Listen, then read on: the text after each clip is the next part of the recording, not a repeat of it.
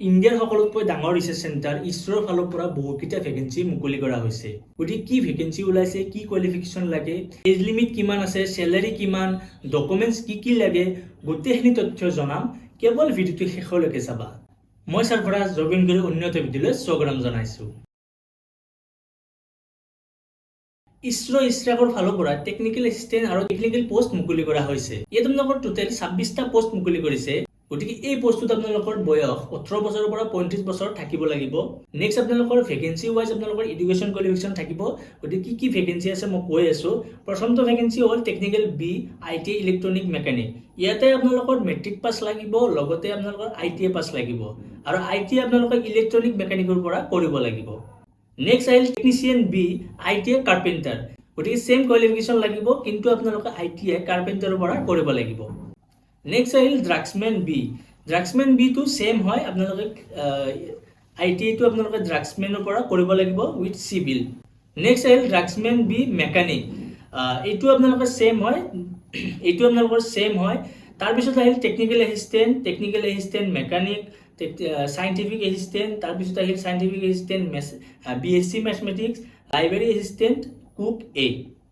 ইয়াৰে যিটো library assistant, যিটো কম্পিউটাৰ চায়েন্স হয়, ইয়াতে আপোনালোকে BSc পাছ কৰিব লাগিব, কিন্তু আপোনালোকে কম্পিউটাৰ চায়েন্সৰ পৰা BSc পাছ কৰিব লাগিব।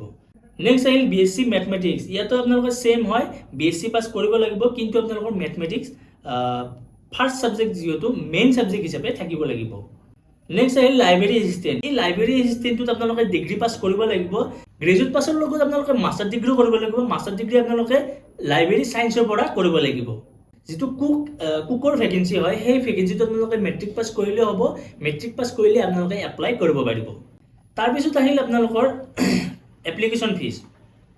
ইয়াতে আপোনালোকৰ যিটো টেকনিকেল এছিষ্টেণ্ট পোষ্ট হয়, ইয়াতে আপোনালোকৰ গোটেইকেইটা কেটেগৰীৰ কাৰণে 750 টকাকৈ এপ্লিকেশ্যন ফিজ দিব লাগিব।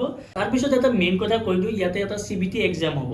সেই এক্সামটো আপোনালোকে যদি এটেণ্ড কৰে, সেই এটেণ্ড কৰাৰ বিনিময়ত যদি কিবা কাৰণত আপোনালোকে পাছ নকৰাৰ ফলত আপোনালোকৰ ৰিটাৰ্ণ দিব। পইচাটো আপোনালোকৰ ৰিটাৰ্ণ পাব, আপোনালোকে 500 পাব।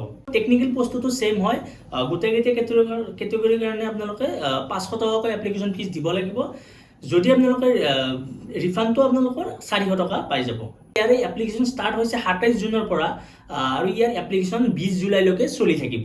আৰু ইয়াৰ যিটো ফিজ পে'মেণ্ট হয়, সেই পে'মেণ্টটো আপোনালোকে 20 জুলাইৰ আগতে কৰিব লাগিব। নেক্সট আহিল আপোনালোকৰ যিটো এক্সামৰ ডেট, সেই এক্সামৰ ডেটটো আপোনালোকৰ নটিফিকেশ্যন আহি যাব, দি দিব। এইটো নটিফিকেশ্যন দেৰিকৈ দিলে মই আপোনালোকৰ ইনষ্টাগ্ৰামত জনাই দিম। আৰু ইয়াৰ এপ্লাই লিংকটো মোৰ ডিছক্ৰিপশ্যনতে থাকিব। ডিছক্ৰিপশ্যনতে আপোনালোকে পাই যাব, আপোনালোকে গৈ এপ্লাই কৰিব পাৰে। যিসকলে 10 পাছ বা হাই ছেকেণ্ডেৰী পাছ কৰিছে, লগতে ITI পাছ কৰিছে, সেইসকলক এইটো ভিডিঅ' শ্বেয়াৰ কৰি দিয়ক আৰু আমাৰ চেনেলটো ছাবস্ক্ৰাইব কৰি যাওক এনেকুৱা ধৰণৰ নটিফিকেশ্যন পাবৰ কাৰণে।